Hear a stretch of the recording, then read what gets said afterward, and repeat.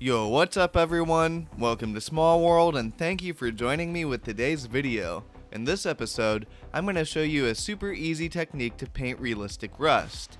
As you can see, I've applied this technique to lots of little miniatures I've made, and it's one of my favorite ways to add texture to my models.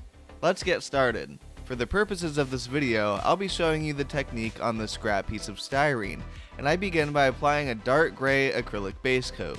The exact color doesn't really matter, and I just mix this one from black and white. Next, I'll be using enamel products for the rust tones, starting off with this dark rust color. It's a good idea to wear a respirator when working with enamels.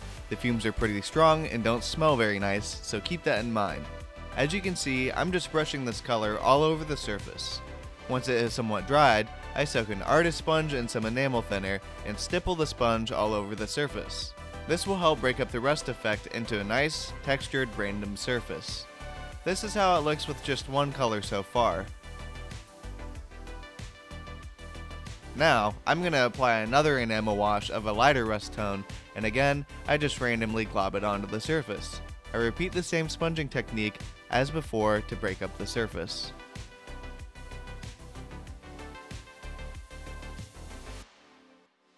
This looks pretty good right now. You could stop here depending on the effect you're going for. However, I'm going to do one more layer using a light dusty tone. The process is exactly the same as before, just randomly apply it to the surface and stipple it into a fine texture using a sponge and thinner. And this is the final result.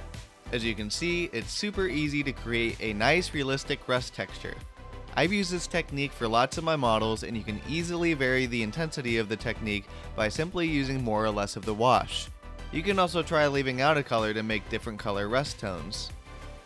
If you enjoyed or learned something from this video, please consider giving me a like and subscribing to my channel. Also, I want to give a big thank you to my patrons for all of your support. If you'd like to join them and support me even further, please consider joining my Patreon. I offer exclusive content such as early access videos, process pictures between videos, and much more. Well anyways, thank you for watching, and I hope to see you in the next video.